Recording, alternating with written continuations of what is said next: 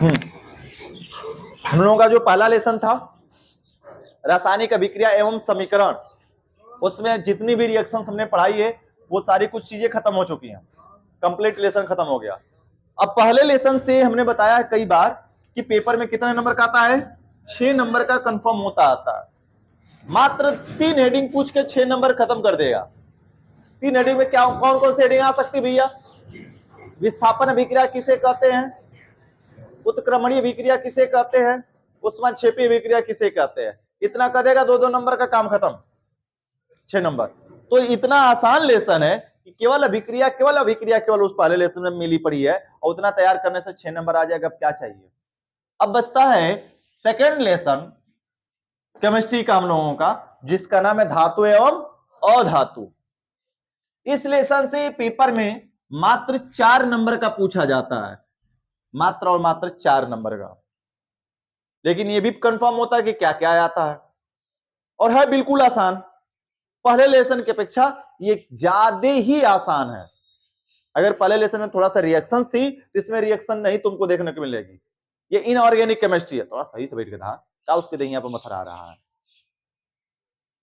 तो इसमें रिएक्शंस देखने के लिए बहुत कम मिलने वाली है रिएक्शंस, लेकिन उतनी रिएक्शंस नहीं जितना पहले लेसन में थी। हर एक बात पर, हर एक पॉइंट पर क्या थी, रिएक्शंस थी। लेकिन इसमें हर एक पॉइंट, हर एक बात पर रिएक्शन नहीं है। तो धातु अधातु बचपन से पढ़ते आ रहे हो। ये शुरुआत होता है तत्व हेडिंग से। किस हेडिंग से? तत्व। बात आती है कि सही तत्व किसे कहते हैं, तो सुनो ध्यान से। तो कहा जाएगा वे पदार्थ जो केवल एक ही प्रकार के परमाणुओं से मिलकर बने होते हैं। वे पदार्थ जो केवल एक ही प्रकार के परमाणुओं से मिलकर बने होते हैं उसे क्या कहते हैं? तत्व कहते हैं। फिर से रिपीट करें भैया, ऐसे पदार्थ, या फिर कह सकते हैं वे शुद्ध पदार्थ। एक ही प्रकार के परमाणु कह देने से वो सिंपल सी बात आ जाती है, क्या हो जाएगा भैया? शुद्ध। ये तत्व नहीं है, लेकिन तुम्हें एग्जांपल समझा रहे हैं। मान लेते एक ऐसा ये पदार्थ है, क्या इसमें कहीं से भी काटेंगे तो केवल किसके कण निकलेंगे? प्लास्टिक के। केवल किसके कण निकलेंगे? प्लास्टिक के। यानी ये प्योर है ना। हर एक इसका कण किससे मिलकर बना है? प्लास्टिक से मिलकर बना है। तो इस वाले प्रकार के पदार्थ को हम क्या कह देंगे लल्ला? तत्व कहेंगे। क्या कहेंगे? तत्व। ये प्लास्टिक के तत्व हैं। अब समझे ना, जैसे हम एग्जांपल समझा रहे हैं। चावल तुमने बनाया, जिसको कहते हैं भात, अगर बनाया है तो उसमें केवल और केवल भात के ही कण दिख रहे हैं, चावल के ही कण मिल रहे हैं, केवल और केवल चावल के कण मिल रहे हैं। इसका मतलब वह शुद्ध है और वह क्या है? तत्व है। एक एक कण उसका तत्व कहलाएगा। दाल अलग से बनाए तो केवल दाल के कण मिल रहे हैं, तो वह शुद्ध है, वो तत्व है। लेकिन दोनों को एक ही साथ बनाकर पका दिए मिलाकर, तब वो खिचड़ी है। क्या है? खिचड़ी है। दाल के भी कण उसमें मिलेंगे, उसमें किसके कण मिलेंगे? चावल के। अब एक तो चावल उठाओगे, दाल और चावल को एक ही साथ मिलाकर पका दिए, अब उठाओगे एक चावल का कण, तो क्या केवल चावल का ही कण आया है? उसमें दाल के भी कण तो चिपके होंगे ना थोड़े बहुत, तो वो शुद्ध नहीं कहलाएगा। तो वे शुद्ध पदार्थ जिसके प्रत्येक कण की हर एक परमाणु क्या हो? एक जैसे हो, सभी परमाणु एक समान हो, तो उसे हम क्या कहेंगे लल्ला? तत्व कहेंगे। परिभाषा बताएं अब। ये तो एग्जांपल के तरीके से हमने समझा दिया। तो कहा जाएगा वे शुद्ध पदार्थ जो एक ही प्रकार के परमाणुओं से मिलकर क्या होते हैं? बने होते हैं, उसे क्या कहते हैं? तत्व कहते हैं। चलो लिखो परिभाषा। नया लेसन है, पहला ये क्लास हम लोगों का नया लेसन का है। दो क्यों लिख रहे हैं?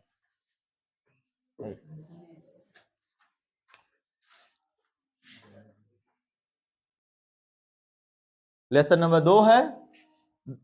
लेसन का नाम है धातु एवं अधातु है। तत्व हेडिंग पहली देखो, वे शुद्ध पदार्थ, वे शुद्ध पदार्थ जो, वे शुद्ध पदार्थ जो, वे शुद्ध पदार्थ जो एक ही प्रकार के परमाणुओं से मिलकर बना होता है। वे शुद्ध पदार्थ जो एक ही प्रकार के परमाणुओं से मिलकर बना होता है, एक ही प्रकार के परमाणुओं से मिलकर बना होता है, बना होता है। वे शुद्ध पदार्थ जो एक ही प्रकार के परमाणुओं से मिलकर बना होता है उसे तत्व कहते हैं। उसे क्या कहते हैं लल्ला? तत्व कहते हैं। तत्वों को उनके गुणधर्म के आधार पर, नहीं ऐसे लिखो, रुक जाओ, तत्व कहते हो गया ना, नहीं ना ना ना, उसको हेडिंग लगा के लिखवाएंगे। तत्व कहते हैं जैसे, हाँ तत्व कहते हैं, इतना तक रहो, जैसे hydrogen, helium, carbon, nitrogen, iron, etc इत्यादि। हाइड्रोजन, अरे कुछ और लिख दो भैया, कोई जरूरी नहीं कि यही लिखोगे, कोई भी तत्व जो तुमको याद है वो लिख दो कामा लगाकर। या लाई हो गया, मामला समझ में आया जी? तो एक ही प्रकार के परमाणु से मिलकर बने हो उसे क्या कहा जाएगा बच्चा? तत्व कहा जाएगा। और अब तक ज्ञात तत्वों की संख्या टोटल कितनी है? 118। ठीक है ना? अब तक कुल ज्ञात तत्व कितने हैं हमारे पास है? 118। तो जो आवर्त सारणी, आवर्त सारणी दो किसी के पास है? हाँ दो। ये जो आवर्त सारणी है, इस आवर्त सारणी में जो 118 तत्व यहां तक ये दिखाई दे रहे हैं सारे के सारे, इन 118 तत्वों को बांटा गया वर्गों में है, अलग अलग भागों में बांटा गया है। जो कलर दिख रहा है अलग अलग गुण है, अलग अलग भाग है, बांटा गया है। क्या कैसे है उसको आवर्त सारणी लेसन में बताया जाएगा, किस वर्ग के तत्वों के क्या लक्षण है, क्या गुण है, कैसे रंग बदलते हैं, क्या नहीं बदलते हैं, वो तो जानेंगे हम लोग आवर्त सारणी वाले जब लेसन पढ़ाएंगे उसमें जानेंगे। ठीक है ना? अभी हम फिलहाल में बात करें कि जितने ये तत्व लिखे गए जैसे लिखे गए उसी रूप में हम लिख देंगे तो वह क्या कहलाएगा भैया? तत्व कहलाएगा। ठीक है ना? परमाणु अणु के रूप में नहीं लिखना है, जिस रूप में दिया वैसे ही लिख देंगे, वो तत्व का रूप कहलाया जाएगा। यह 118 तत्वों की पूरी आवर्त सारणी दी गई है। तो अब तक ज्ञात तत्वों की संख्या टोटल कितनी है? 118। तो हेडिंग लिखो, और हेडिंग नहीं उसी के नीचे लिखो, अब तक कुल ज्ञात तत्वों की संख्या, अब तक कुल ज्ञात तत्वों, नहीं उसी के नीचे लिखना है, अब तक कुल ज्ञात तत्वों की संख्या,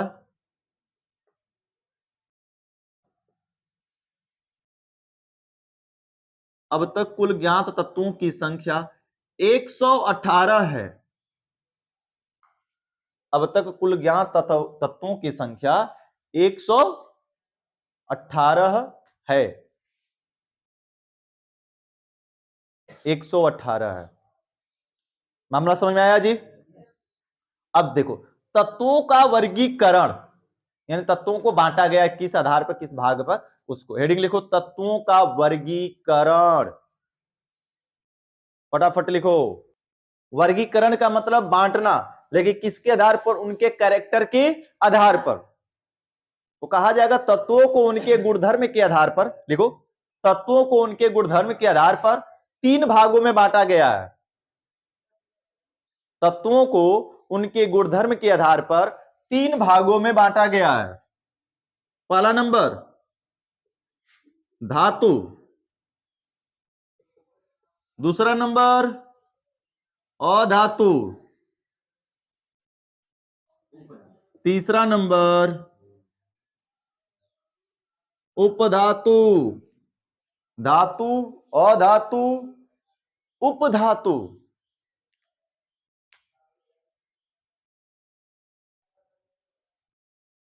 पहला धातु है, दूसरा अधातु है, और तीसरा नंबर क्या है? उपधातु। हो गया बच्चा? चलो जी, एक एक करके हम लोग एक एक को सीखेंगे, जानेंगे जी। ठीक है ना? क्या, कितना, कैसे है? पहली हेडिंग लिखा जाएगा धातु।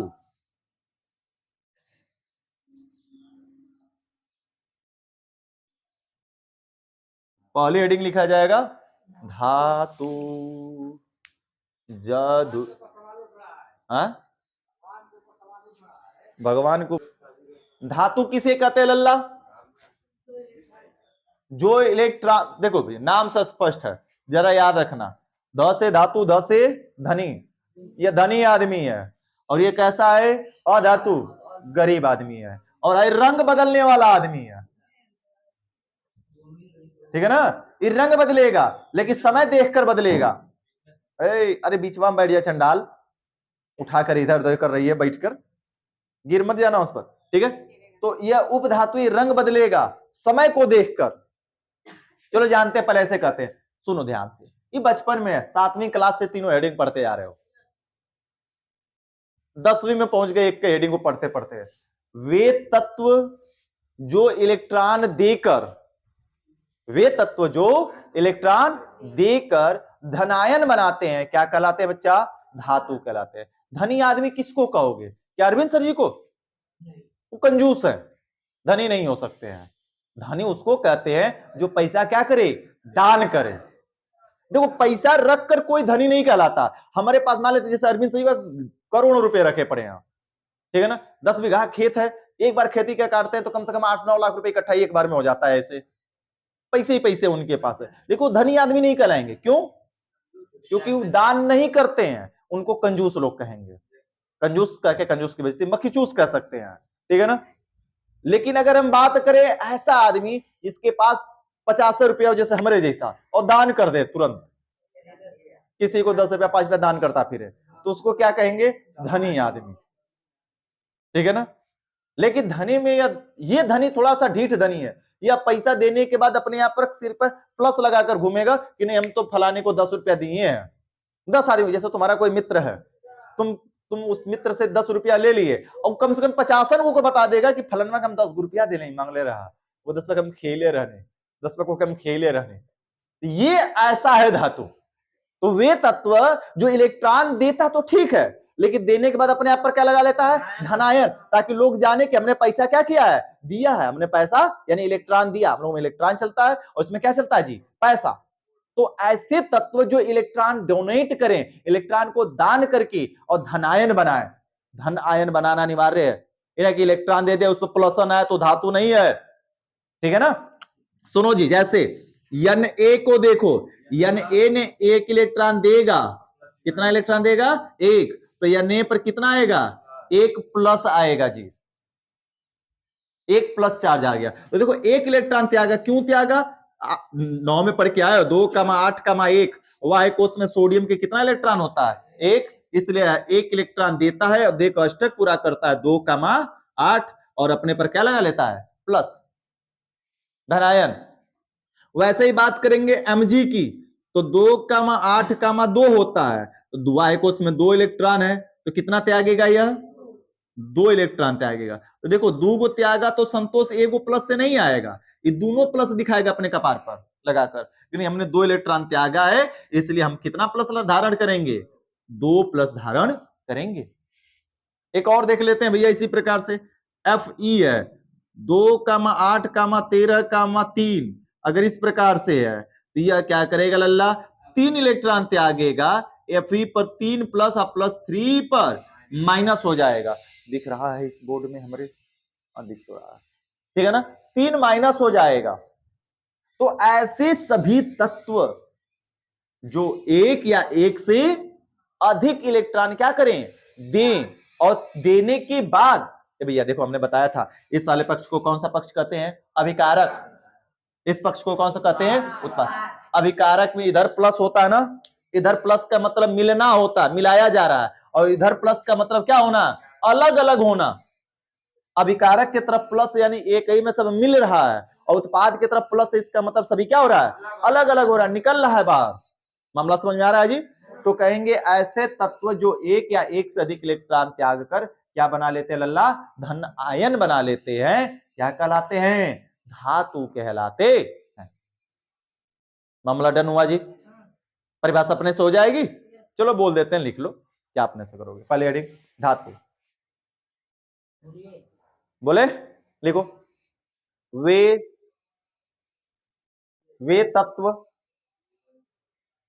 वे तत्व जो एक या एक से अधिक इलेक्ट्रॉन त्याग कर, वे तत्व जो एक या एक से अधिक इलेक्ट्रॉन त्याग कर, एक या एक से अधिक इलेक्ट्रॉन त्याग कर धन आयन बनाने की प्रवृत्ति रखते हैं, एक या एक से अधिक इलेक्ट्रॉन त्याग कर धनायन बनाने की प्रवृत्ति रखते हैं,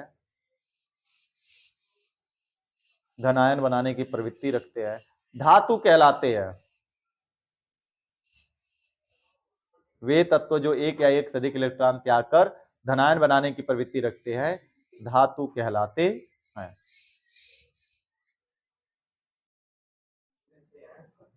प्रवृत्ति रखते हैं धातु कहलाते हैं। हो गया? एग्जाम्पल उतार लो जी। अभी धातु की सर जी 118 तत्वों में हम धातु को पहचानेंगे कैसे? बड़ी बात तो ये आती है पहचानने की विधि इलेक्ट्रॉनिक विन्यास बताती है। कौन बताएगी?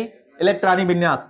जिस किसी भी तत्व का इलेक्ट्रॉनिक विन्यास करोगे, यदि उसके वाय कोश में 1 2 3 मैक्सिमम इतना आता है, कुछ के वाय कोश में कितना आ जाता है? 4 भी।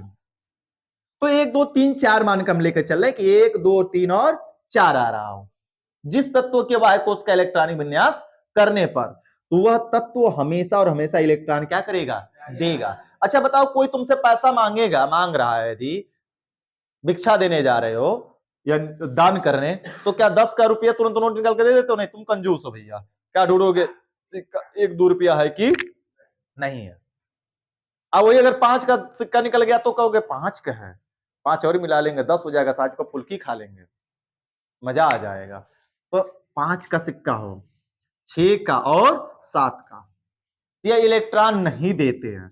जिस तत्व के वाय कोश में 5 6 और 7 इलेक्ट्रॉन होते हैं, वो इलेक्ट्रॉन बिल्कुल ही नहीं देते हैं, बल्कि वो इलेक्ट्रॉन क्या करते हैं? लेते हैं। कितना करने के लिए? 8। हम लोगों में 10 का नोट चलता है और इन सब में कितने का नोट चलता है? 8 का नोट चलता है जी। ठीक है ना? अब 8 का नोट है, 10 का, अंतर क्या समझना? यह कितना लेगा? 3, तो 8 होगा। यह कितना लेगा? 2, यह कितना लेगा? 1। तो यह इलेक्ट्रॉन ग्रहण करेंगे, और जिसके वाय कोश में 1 2 3 4 रहेगा, तो इलेक्ट्रॉन क्या करेंगे? देंगे, त्यागेंगे। और जब इलेक्ट्रॉन त्यागेंगे, इसका मतलब है कि वह क्या कहलाएंगे भैया? धनायन बनाएंगे, और धनायन बनाएंगे तो कंफर्म फिर वो क्या कहलाएंगे? धातु। पहचान समझ में आ गई? और यह इलेक्ट्रॉनिक विन्यास कैसे होगा सर जी? यह 9 में सिखाया गया है बखूबी तरीके से। आप बाहु बोर बरी और मुंड तीनों के नियम से पढ़ाया बताया गया है। 10वीं क्लास में इलेक्ट्रॉनिक विन्यास नहीं है, तो 10वीं में इलेक्ट्रॉनिक विन्यास नहीं सिखाया जा सकता है। ठीक है ना? चलो जी, अब बारी आती है अधातु। हेडिंग लिखो, अधातु। अधातु किसे कहेंगे बच्चा?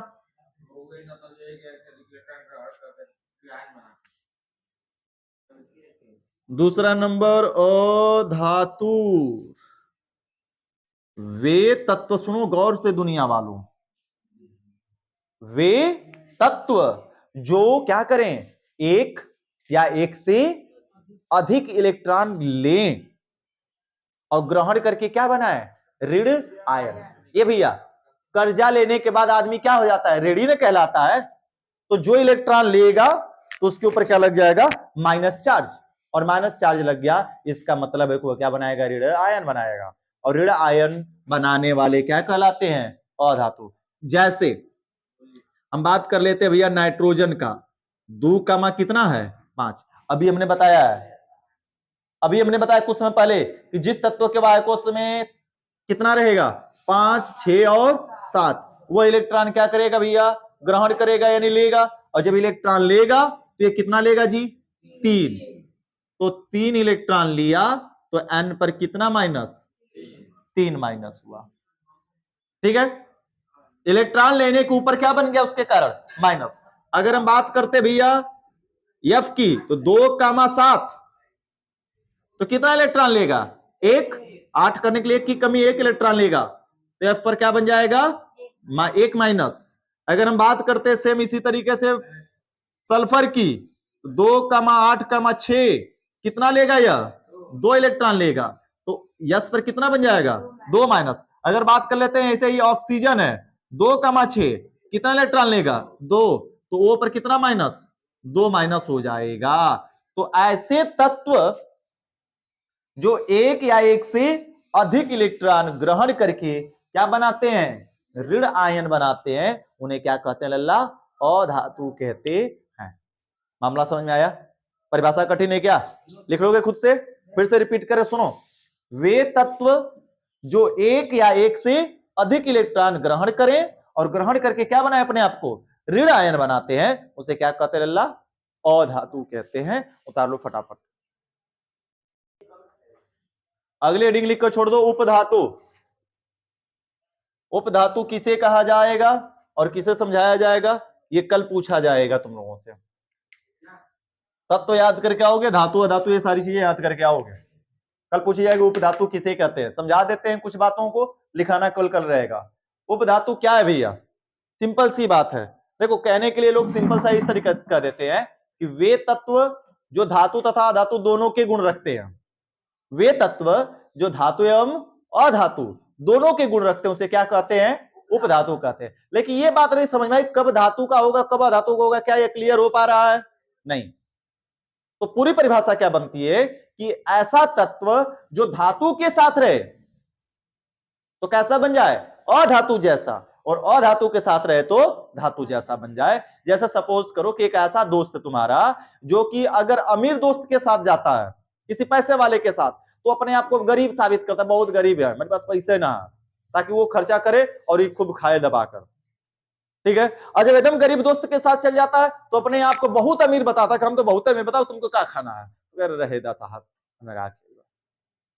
तो गरीब के साथ वो अमीर जैसा बर्ताव करता है अपने आप को, और अमीर के साथ कैसा व्यवहार करता है? गरीब जैसा। तो उसको हम क्या कहते हैं? उपधातु। यानी धातु के साथ अधातु बन जाए और अधातु के साथ आए तो धातु जैसा, इसके साथ या तो इलेक्ट्रॉन लेने का काम करे और इसके साथ आए तो इलेक्ट्रॉन देने का काम करे, तो ऐसे तत्वों को क्या कहते हैं? हमें उपधातु कहते हैं। ठीक है ना।